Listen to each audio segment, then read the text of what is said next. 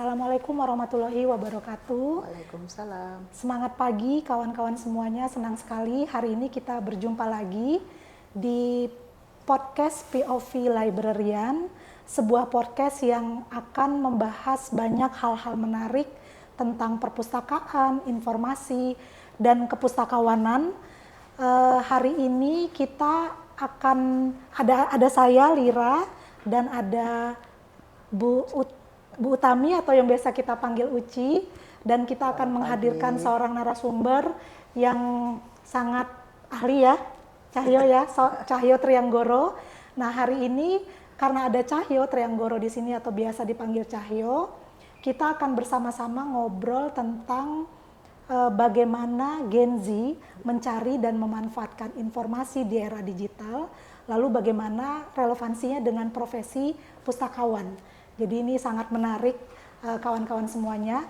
Tapi sebelum itu saya ingin memperkenalkan dulu narasumber kita hari ini, gitu ya Uci ya? Iya betul. Ada Cahyo Trianggoro. Luar biasa. Cahyo ini lulusan ilmu perpustakaan dari Universitas Padjadjaran. Uci dan kawan-kawan semuanya. Latar belakangnya perpustakaan dan sempat memiliki pengalaman kerja agak sedikit di luar perpustakaan, dan itu sangat menarik, tentunya akan memperkaya pengalaman dan bagaimana Cahyo berperilaku ya di dalam pekerjaannya gitu, knowledge management juga. Dan sekarang Cahyo adalah peneliti di BRIN dan fokus di data governance gitu. Karena Cahyo adalah seorang peneliti gitu dan terkait dengan data governance, mungkin boleh diceritakan dulu Cahyo, penelitian apa yang sekarang sedang Cahyo lakukan? Ya, makasih Mbak Lira, Bu Utami atas kesempatannya ya. Jadi suatu kehormatan buat saya bisa diundang nih di podcast POV Librarian gitu ya.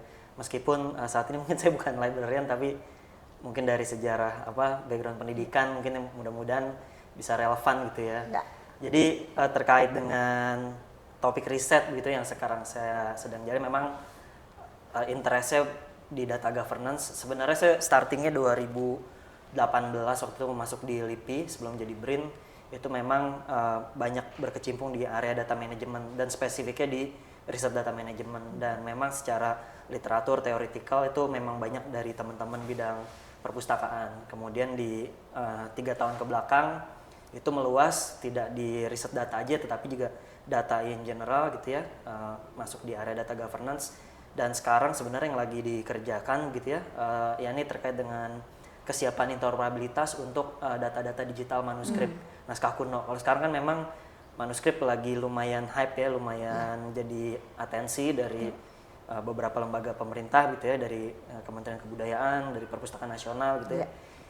Dan untuk bisa dimanfaatkan secara lebih lanjut begitu ya oleh berbagai entitas, itu sebenarnya kita punya standar yang harus mumpuni begitu ya, yang bagus. Cuman memang sayangnya di lapangan masih banyak tantangan yang harus dijalanin, karena memang manuskrip ini kan banyak ya berada di masyarakat, di dinas-dinas perpustakaan. Nah, itu beberapa inisiasi untuk digitalisasi udah bagus, cuman ada tahapan selanjutnya bagaimana data digital ini bisa interoperable gitu, bisa dipakai gitu ya secara lebih luas gitu untuk keperluan lebih lanjut itu.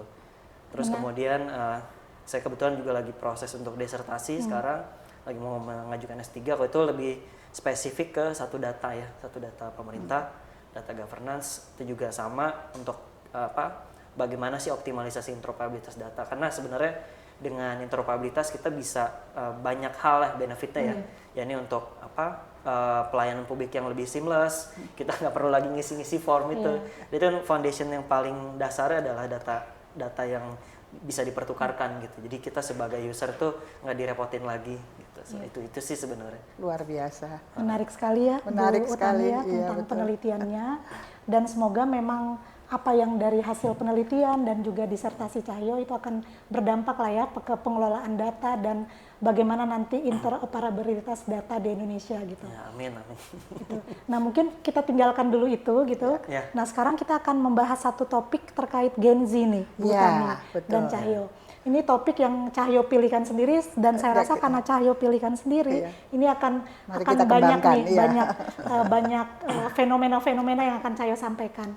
Jadi sebagaimana kita ketahui kan memang Gen Z ini ya adalah 27% dari populasi dari masyarakat Indonesia. Dan kalau kita kaitkan dengan perpustakaan, tentu ini akan menjadi pemustaka atau pengguna yang harus di treatment dengan baik oleh para pustakawan gitu ya. Nah, terkait era digital sekarang nih Cahyo ya, menurut Cahyo apakah ada perubahan gitu cara Gen Z mencari informasi dan apalagi sekarang banyak cara instan nih ya, tanpa kita pungkiri gitu. Mungkin Cahyo boleh jelaskan itu. Ya, sebenarnya ini kan berdasarkan observasi aja sebenarnya, bukan empirical data yang ada di lapangan. Saya sendiri sebenarnya mungkin masuknya generasi yang milenial ya, tapi saya ngamatin sekarang kan mayoritas masyarakat kita banyak Gen Z yang sebenarnya punya potensi yang sangat bagus gitu ya. Mereka cukup kreatif, cukup agile, mereka juga punya banyak inovasi-inovasi yang out of the box lah dari apa yang kita biasa kita hadapin gitu ya, karena mereka memang sejak lahir mungkin udah terpapar ya dengan gadget gitu ya.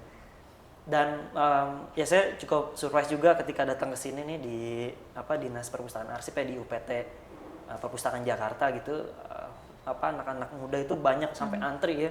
Pagi-pagi di hari Sabtu mereka mau ke perpustakaan. Saya juga belum tahu apa mereka benar baca buku atau enggak, tapi minimal tuh jadi indikasi yang bagus gitu ya, bahwasanya orang juga masih banyak yang concern tentang perpustakaan gitu. Dan memang benar tadi yang disampaikan Mbak Lira ya, saya juga mengobserv mungkin ada beberapa keponakan saya juga sama, ketika mereka butuh sesuatu informasi, mungkin cara cepatnya di media sosial ya, di beberapa platform gitu, mereka akan refer ke sana, kemudian mereka mungkin langsung mencoba menyelesaikan apa yang jadi tantangan mereka lewat itu gitu, lewat sosial media. Cuman kan persoalannya adalah apakah konten-konten yang ada di sosial media itu benar-benar terkurasi ya, ataupun terreview, ditelaah dengan baik. Itu kan menjadi tantangan tersendiri sebenarnya. Mungkin ada perubahan perilaku itu yang rasanya harus bisa disikapi dengan baik ya oleh pengelola perpustakaan, pustakawan gitu ya. Itu yang saya lihat sih sebenarnya ada peluang yang bagus ya, karena mereka secara motivasi udah cukup oke gitu ya. Cuman kita harus bisa mungkin juga memfeeding gitu ya, koleksi-koleksi buku yang tadinya mungkin ada di rak, kemudian bisa disamaras sedemikian rupa, kemudian kita sampaikan gitu ke mereka. Tapi ya tantangan itu ketika mereka butuh instan, mampu nggak perpustakaan atau pustakawan bisa secara instan gitu ya. Minimal menavigasi menavigasi para user-user ini untuk bisa mengakses informasi yang tepat gitu. Ya tentunya kanalnya juga banyak begitu. Mungkin itu sih Mbak. Kan tadi Cahyo bilang melihat kondisi di perpustakaan Jakarta nih ya, ternyata dari kalangan muda gitu ya, tadi kita lihat mengantri masuk gitu, dan mereka memenuhi dan memanfaatkan lah ya. Betul. Nah itu, tapi memang kita belum tahu pasti gitu ya, mereka datang hanya memanfaatkan ruangannya saja atau memang buku-bukunya, koleksinya, atau koleksi buku-bukunya saja. Terus tapi mereka juga sebenarnya punya pegangan ya, pegangan melalui sosial media tadi itu gitu. Nah menurut Cahyo fenomena seperti itu sebenarnya kalangan muda itu lebih percaya dengan yang sosial medianya atau mereka sebenarnya ketika mereka ke perpustakaan mereka mau memvalidasi? Ya kalau saya sih melihatnya mungkin secara permukaan ya, teman-teman muda ini secara awal mereka tertrigger oleh situasi dulu ya Bu ya. Dengan situasi yang kondusif di perpustakaan Jakarta, mereka punya keinginan untuk datang, meskipun dia hanya untuk menggunakan ruangannya. Tapi kan itu udah satu langkah yang baik. Kalau di generasi saya dulu, mungkin saya cukup kesulitan tuh nyari perpustakaan yang proper, yang nyaman gitu ya. Jadi jarak saya dengan buku justru malah lebih jauh. Kalau sekarang mereka jauh lebih dekat lebih dekat lagi dengan buku begitu ya. Dan apakah mereka lebih percaya dengan sosial media atau buku? Saya kira yang pertama jelas mereka butuh kecepatan di era sekarang tuh. Kecepatan adalah segalanya, baru verifikasi kemudian gitu. Kalau saya amati seperti itu gitu. Dan yang menjadi tantangan berikutnya adalah bagaimana sebenarnya potensi-potensi yang ada ini gitu ya, bisa dimanfaatkan ya. Bisa kita arahkan gitu ya ke Iya. sumber-sumber informasi yang memang kita Baik. punya yang bagus gitu ya. Iya. Nah ini memang challenge-nya adalah perpustakaan gitu jadi berkompetisi sebenarnya dengan konten-konten kreator yang mereka mungkin secara rujukan juga nggak begitu kaya begitu ya. Iya. Tapi justru kebalikannya perpustakaan justru punya referensi yang lengkap, punya kedalaman yang sangat jauh gitu ya, sangat dalam, dan bagaimana sebenarnya pesan ataupun informasi yang ada di koleksinya mereka itu bisa hadir di media-media itu gitu, memenuhi media-media itu. Ya memang perangnya di situ kalau saya lihat. Gitu. Mungkin bisa juga sekedar saya tambahkan juga. Saya membaca sekilas bahwa Gen Z ya, terutama ini kita bicara mengenai Gen Z itu sekarang pemanfaat lebih percaya, bahkan dengan Google aja, googling itu mereka sudah tidak terlalu ini, tapi lebih banyak 25% apa itu yang lebih percaya pada TikTok ya kan, kepada media sosial ini ya. Nah, ini bagaimana kemudian jadinya sebagai pustakawan ya kan, yang menghadapi hal tersebut, yang selalu, apakah kiranya menurut Mas Cahyo para pustakawan ini juga perlu memahami lebih lanjut dan mungkin lebih maju selangkah gitu ya, mengenai pemahamannya tentang media sosial gitu ya, karena ya saingannya sekarang adalah media sosial. Ya cucu saya aja baru bangun tidur kalau umur 15 tahun udah langsung pegangannya TikTok. Baik, silakan. Ya kalau saya mungkin kita juga perlu membagi gitu ya, sosial media yang mereka gunakan, purpose-nya atau tujuannya itu digunakan untuk apa. Itu yang pertama kali kita harus bisa punya petanya gitu ya dari pemikiran teman-teman Gen Z gitu ya. Ketika mereka butuh entertain, sekarang mereka udah ada di genggaman, mereka akan refer ke sana. Kemudian kalau untuk tujuan penyelesaian tugas-tugas sekolah mungkin ya, juga mereka juga akan merefer ke, sekarang juga ada artificial intelligence ya, mereka akan merujuk ke sana juga. Kemudian tadi entertain, edukasi, kemudian ya informasi-informasi yang sifatnya mereka benar-benar curiosity gitu. Curiosity artinya menambah pengetahuan baru, bukan tugas rutin gitu ya. Mereka juga akan refer ke sana. Itu kan 3 poin yang sebenarnya kalau kita lihat secara garis besar yang kita bisa sikapin dengan pendekatan yang berbeda ya. Kalau entertain mungkin ya memang nggak bisa kita dikendalikan ya, nggak bisa kita kasih opsi alternatif kecuali ada mainan fisik yang memang mereka tertarik gitu. Tetapi ketika untuk tugas sekolah, kemudian untuk curiosity, sesuatu yang baru, kalau zaman dulu mungkin kita kalau kita pengen tahu nih daerah mana, kita akan cari ensiklopedi gitu ya. Saya juga nggak yakin kenal notice nggak ada yang namanya ensiklopedi gitu, koleksi perpustakaan gitu. Ketika mereka pengen tahu. Nah, kalau kita bicara curiosity itu bisa negatif, bisa positif. Pada dasar, ya kan, ingin tahu apa itu yang negatif-negatif itu ya, waduh, ya itu dia. Mungkin itu mohon mungkin bagaimana sebaiknya pustakawan bersikap. Ya, sama curiosity yang tadi ya, ada bisa ke arah positif, bisa juga ke arah yang negatif. Ya itu yang tadi kita sampaikan, ketika kita hadir di perpustakaan, kalau yang dulu kita pelajari di kampus gitu ya, untuk sampai koleksi bisa hadir di rak buku gitu ya, itu kan sudah melalui screening yang ketat ya. Jadi buku bahkan sebelum diciptakan aja mereka udah lewat review yang ketat. Kemudian ketika sudah jadi buku, mereka hadir di rak buku juga ada proses screeningnya juga gitu kan, ada seleksinya untuk sampai di sana. Nah itu yang sebenarnya membedakan informasi yang tersedia di perpustakaan dan informasi yang ada di internet. Jadi memang ada semacam imbasnya ya, ketika ada kecepatan, margin of error-nya juga tinggi. Ketika ada informasi yang tepat, ini prosesnya begitu lama gitu ya. Nah itu sebenarnya bagaimana nih perpustakaan gitu ataupun pustakawan bisa menyikapi ya, menemukan titik keseimbangan itu gitu. Dan juga tadi yang nggak kalah penting sebenarnya perilaku ya, karena kan kita basisnya kalau perpustakaan itu kan services ya, layanan. Nah sebenarnya kalau kita bisa lebih dalam ya menyelami bagaimana sih perilakunya usernya mereka dari berbagai rentang usia, itu kan juga sebenarnya bisa jadi rekomendasi services yang mereka bisa berikan gitu ya, lewat berbagai kanal. Kalau sekarang kanalnya udah banyak gitu ya, nggak melulu kita harus datang fisik terus kita baca di tempat gitu ya, tapi mungkin mensummarize kemudian kita hadirkan dalam bentuk digital, kemudian itu yang kita banjirin di di kanal-kanal di sosial media gitu yang ada di Indonesia gitu. Nah itu harusnya mungkin ke arah sana mungkin nih, harusnya bisa lebih masif lagi. Jadi tadi kan Cahyo bilang Gen Z itu mencari informasi gitu ya. Satu karena tugas kuliah, tugas dia, Ya, tugas tugas mereka lah rutin ya, sekolah. tugas rutin sekolah, kuliah mereka gitu ya. Yang kedua karena ingin mendapatkan pengetahuan-pengetahuan yang mungkin lagi viral gitu ya. Ya. Makanya itu yang membuat mereka mengakses si sosial media itu dengan mudah, dengan cepat gitu. Yang ketiga mungkin tadi itu ya hiburan yang Curiosity, sifatnya ya. yang sifatnya hiburan gitu. Nah, kalau saya lihat tuh, kalau ngelihat dari mungkin belajar dari beberapa Gen Z yang berada di sekitar kita, memang entertain itu nomor satu ya, membuat mereka mengakses itu. Terus mereka yang viral-viral membuat mereka langsung juga cepat untuk mengakses sosial media gitu. Nah, kalau Cahyo melihat itu sebuah keuntungan nggak?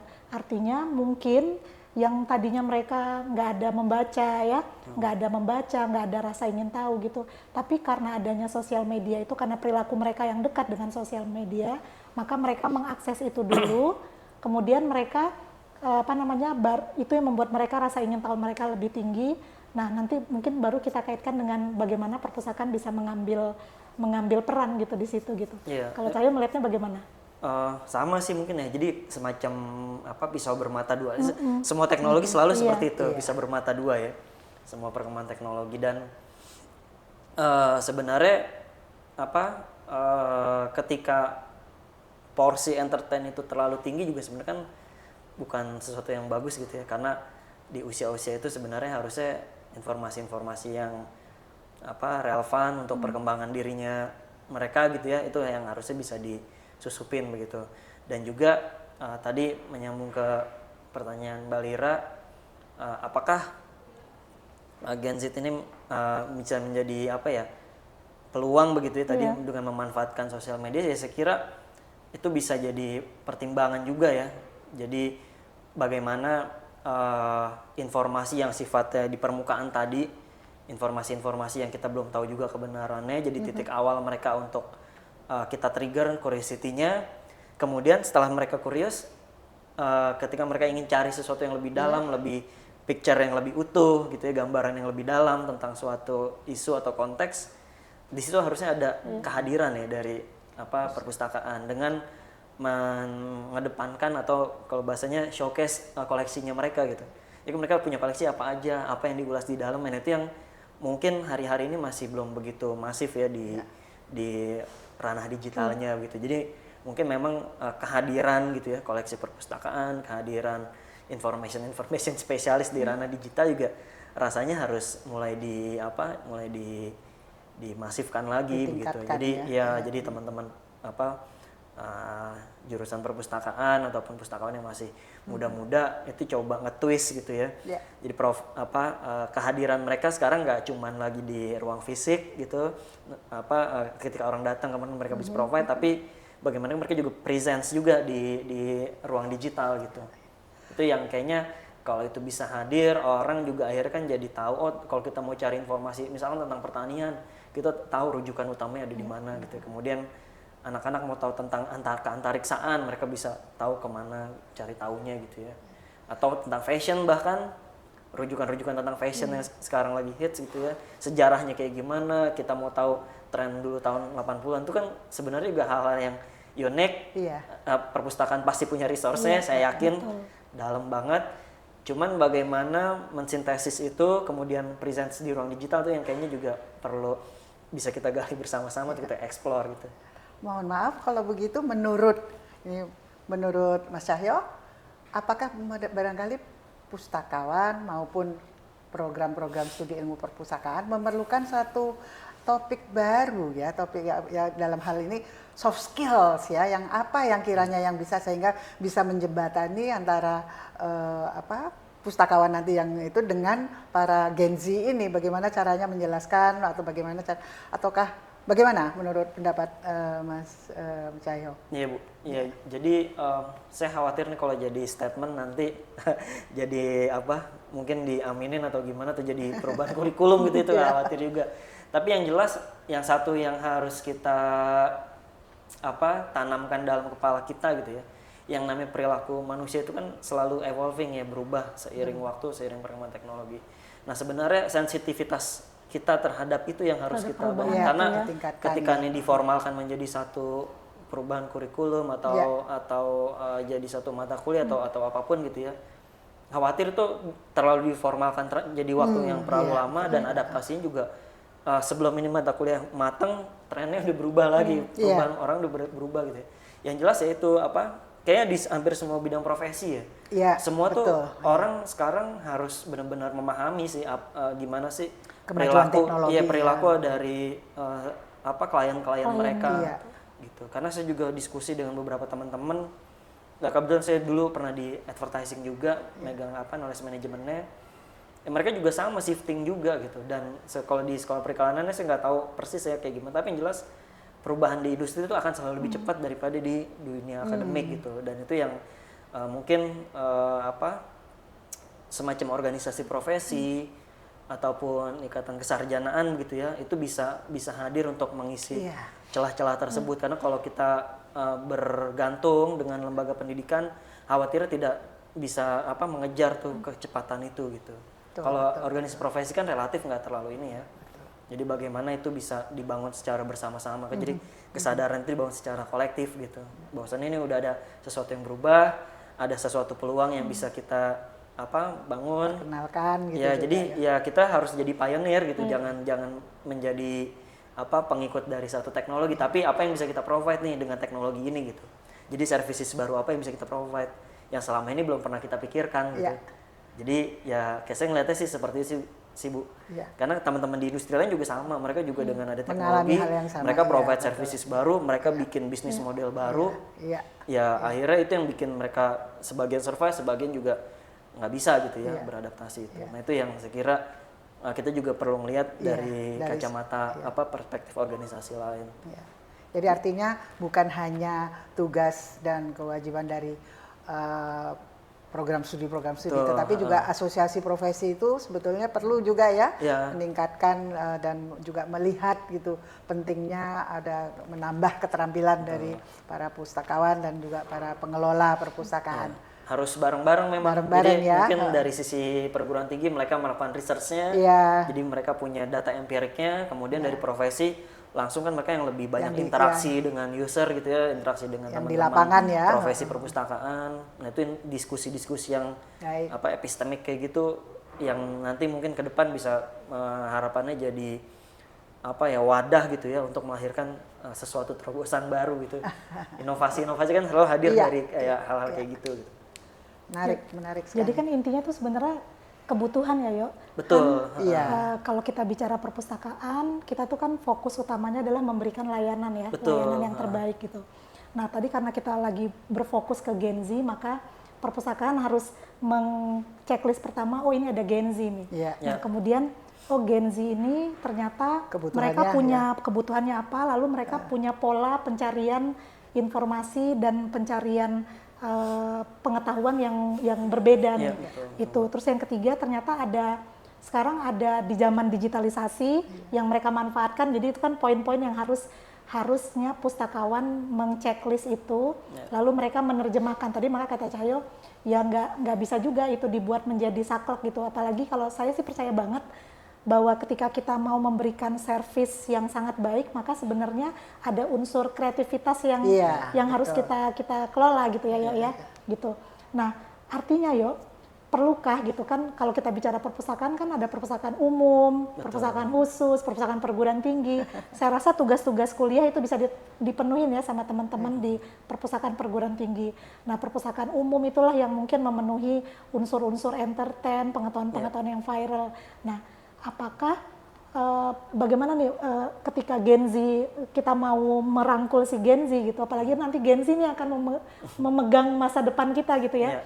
Artinya perpustakaan pun harus terbuka gitu bahwa sosial media itu harus mereka kasih pendidikan perilaku gitu tentang sosial media, bahwa sosial media nggak hanya berhenti sampai dengan informasi yang kamu dapat, tapi kamu harus memvalidasi segala macam. Jadi artinya nggak hanya soal koleksi yang harus dilakukan, tapi bagaimana pendidikan perilakunya itu, gitu loh. Yo. Menurut Cahyo bagaimana? Iya, jadi ketika kita ngomong perilaku di era digital, kita pasti akan selalu merujuk ke literasi digital ya, Mbak ya. Literasi digital itu juga penting, bagaimana kita juga secara bijak bisa memanfaatkan sosial media ataupun platform digital itu secara baik gitu ya. Nah, tadi Mbak Lira bertanya bagaimana sih ketika services yang kita sediakan, kita nggak berhenti cuma di koleksi, tapi juga bagaimana perpustakaan juga bisa memanfaatkan teknologi itu untuk memenuhi kebutuhan informasi gitu. Nah itu kalau saya memang melihatnya ranah digital sebenarnya satu universe baru ya, satu planet baru ataupun ruang-ruang baru yang hadir gitu, yang mungkin selama ini belum ada kehadiran ataupun substansi dari perpustakaan gitu ya. Itu yang mungkin alfa begitu ya, yang selama ini belum hadir. Dan ke depan bukan berarti kita harus beranggapan oke, ketika ada digital perpustakaan fisik akan ditinggalkan. Kalau saya justru melihatnya nggak seperti itu gitu. Kalau saya justru melihatnya ada satu barrier, bukan barrier ya, ada satu gap lagi antara, kalau dulu kan kita fisik oke, kita datang ke perpus gitu ya. Tapi sekarang ada satu filter ya, digital. Nah ini digital ini yang sebenarnya mau kita apakan gitu ya. Apakah kita mau menjadi pintu masuk kemudian untuk menyelam lebih dalam, atau justru sebaliknya jadi tembok yang mereka akhirnya nggak tahu bahwasannya di belakang ranah digital tuh yang secara fisiknya ada sesuatu yang jauh lebih bermanfaat gitu, jauh lebih dalam, jauh lebih kaya dari apa yang di-provide di digital gitu. Karena begini, yang saya pahamin kayak media gitu ya, media digital banyak berita semua serba cepat ya, hadir segala macam. Tapi ketika kita mau cari kedalaman, kembali kita akan mencari laporan yang investigatif gitu. Kita bisa gambaran yang utuh valid gitu ya. Tapi kalau kita mau cari cuma sekedar cepat, ya udah kita akan berhenti sampai titik itu gitu. Nah itu yang langsung dipercayai. Ya, dan itu juga mungkin juga menjadi sesuatu yang kita dari bidang kita nih perpustakaan gitu ya harus aware juga gitu. Posisi kita ada di mana sih di hati teman-teman Gen Z ini gitu. Kita harus tahu positioning kita. Apakah kita memang menjadi yang jauh banget ya di belakang dari ranah digital, atau justru kita dekat dengan digital, kemudian dengan digital ini justru kita dekatkan gitu koleksi fisiknya gitu. Jadi itu yang sesuatu yang menarik. Saya ngeliatnya sih seperti itu. Jadi sampai kapanpun sih harusnya koleksi-koleksi yang fisik itu justru nggak akan ditinggalkan gitu ya. Karena digital pun punya banyak keterbatasan kan. Harus ada aksesnya, kemudian kita juga jauh lebih cepat lelah gitu ya. Dan ketika kita mencari kedalaman itu sangat sulit kita dapat informasi. Dan apalagi kalau saya di bidang riset ya, kita dapat artikel, kemudian kita mau cari tahu, kita benar-benar harus rujuk ke sumber yang benar-benar sahih gitu, yang dalam peer review segala macam. Apalagi orang-orang yang umum gitu ya, itu juga sama. Nah yang kekhawatiran kita adalah masyarakat belum tahu nih membedakan mana informasi yang benar-benar valid, yang benar-benar sudah terverifikasi, yang sudah terlembaga mungkin ya. Dan itu yang harusnya mereka konsumsi dan artinya di situ peran pustakawan bisa bisa mengambil peran di situ, artinya dengan bantuan digitalisasi tadi, dengan sosial media mempermudah mengakses banyak informasi, tapi kan ternyata informasinya belum dalam nih. Harusnya peran perpustakaan untuk memberitahu bahwa butuh kedalaman, butuh yang lebih luas, lebih objektif lagi gitu. Peran pustakawan di situ. Betul, gitu ya. Jadi dijembatani dan juga dinavigasi gitu. Betul. Karena yang lebih tahu koleksinya tentu mungkin kita ya selaku pengelolanya gitu. Si artinya tadi balik lagi ya, apakah diperlukan semacam pelatihan jadi supaya selalu pustakawan itu selalu mengikuti perkembangan ya, apalagi dengan perkembangan media sosial yang luar biasa ini supaya betul-betul nanti para pemustaka itu memang mencari informasi dan data yang memang yang sahih gitu. Bagaimana Mas? Ya, sebenarnya nggak tahu ya, ini mungkin saya agak aneh gitu di luar dari kebiasaan suatu lembaga. Jadi kalau ada sesuatu skill baru harus lewat pelatihan. Kalau saya justru melihatnya harus kita lewat diskusi Iya. dengan sesama peer, Iya. kemudian itu jadi satu case study karena tentu satu unit perpustakaan akan berbeda dengan unit perpustakaan lain. Iya. Misalnya di Jakarta dengan Jawa Barat gitu ya, itu kan secara demografi penduduknya juga akan beda, karakter pekerjaan segala macam. Budayanya juga. Nah jadi forum-forum berupa brainstorming, kemudian kita belajar case study, diskusi bareng, workshop, Iya. itu sekiranya jauh lebih powerful ketimbang pelatihan yang Bagus apa ya berfokus ke kompetensi-kompetensi Iya, umum gitu betul. ya. Iya. iya dan juga mungkin yang namanya pelatihan kalau bayangin saya yang namanya pelatihan kayak template gitu ya. Iya. Oh ini kita harus begini padahal sebenarnya kalau di lapangan case-nya akan sangat Beda. berbeda, sangat Iya. unik begitu. Jadi kalau saya lebih melihatnya harus ada semacam kayak forum diskusi, Iya. forum inovasi yang mungkin difasilitasi oleh pihak-pihak yang punya punya Kewenangan gitu kewenangan ya. begitu ya, difasilitatorin gitu ya. Iya. Kemudian lahir satu case study, didiskusikan, itu kayaknya jauh lebih bagus sih.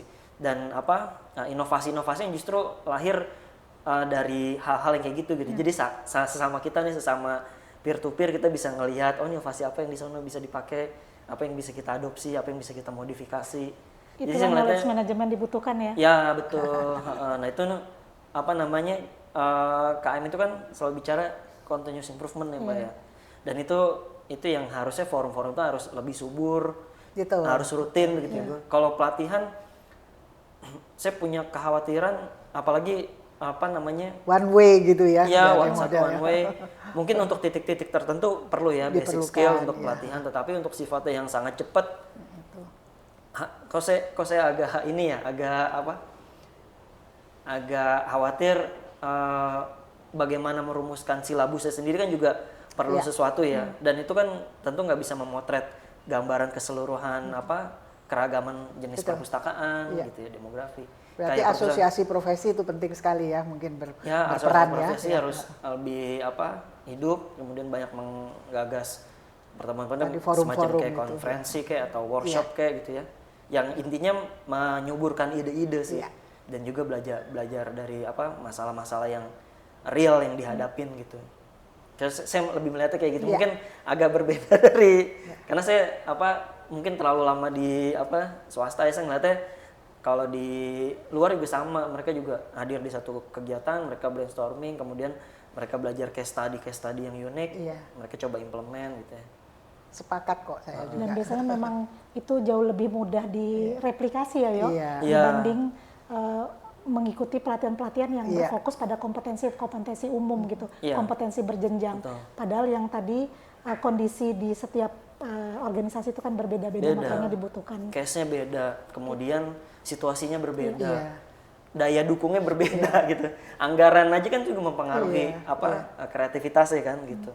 Ya yang Mbak Lira bilang tadi knowledge management tuh punya peran penting ya. Bagaimana mengkorek tacit knowledge yang cuman dimilikin sama satu orang di satu unit, Bisa di grooming di satu Bisa semacam di-share, kayak ya. inkubator gitu ya. Kemudian itu jadi satu inovasi baru yang mungkin juga menularkan inovasi-inovasi di tempat lain. Jadi forum itu jadi forum yang inspiratif lah ya, buat orang mau datang, mau sharing ide, mau sharing masalah, atau bahkan sharing inovasi yang udah mereka lakukan gitu. Jadi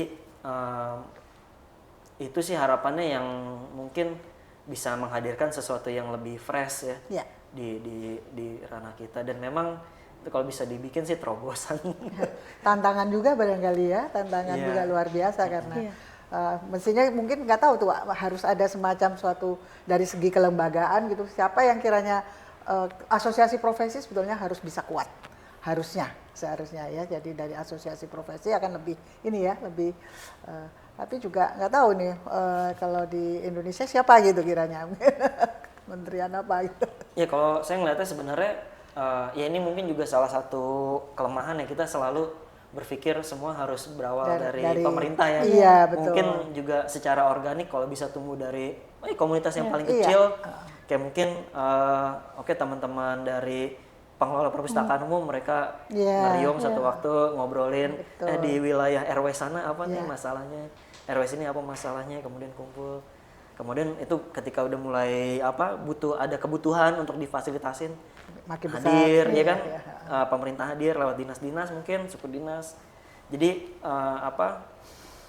Ya bisa juga dari dinas mungkin bikin inovasi kayak gitu, tapi kebanyakan Jangan justru yang menunggu lebih sustain, lebih berkelanjutan justru dari yang yang sifatnya bawah. organik. Iya. Dan kemudian ketika ini udah organik udah tumbuh, baru didorong Iya. ataupun di support sama pemerintah apa yang mereka bisa provide, yang mereka coba provide itu tempat kah, kemudian kegiatan-kegiatan gitu ya, yang nanti ya secara formal bisa ini. Justru khawatir kalau terlalu diformalkan ide-idenya jadi mundur. Orang takut gimana caranya ini, kayaknya kita nggak layak hadir kan. Banyak ya kalau kita mau hadir di satu acara, aduh kayaknya kita nggak ini deh, nggak terlalu menonjol. Justru kita mau hadir kan karena kita mau ini kan sharing masalah kita apa sih gitu. Jadi ide-ide itu sih kayaknya luar biasa. Berarti itu kita sangat membutuhkan peran orang-orang seperti Mas Sayo ya. Semoga nanti ya kan. Ini obrolannya sangat menarik gitu ya. Tapi waktu kita sangat terbatas gitu, dan saya rasa obrolan kita menjadi pemantik lah ya, pemantik awal gitu, bahwa kita punya satu kelompok Gen Z yang 27% dari populasi seluruh masyarakat Indonesia, dan itu harus di-grab sama perpustakaan. Dan melalui Gen Z ini kita ketahui bahwa mereka membutuhkan kecepatan waktu instan melalui sosial media untuk mendapatkan informasi, dan harusnya perpustakaan mengambil peran di sana gitu ya, Yo ya. Hadir. Perpustakaan hadir di sana gitu. Nah, baik Uci, Cahyo, terima kasih banyak gitu ya. Semoga ini bisa menjadi pemantik lah buat teman-teman pustakawan. Dan asosiasi profesi untuk tadi dan asosiasi profesi begitu. Kawan-kawan, terima kasih banyak sudah menyimak podcast kami. Sampai jumpa lagi. Assalamualaikum. Waalaikumsalam. Assalamualaikum.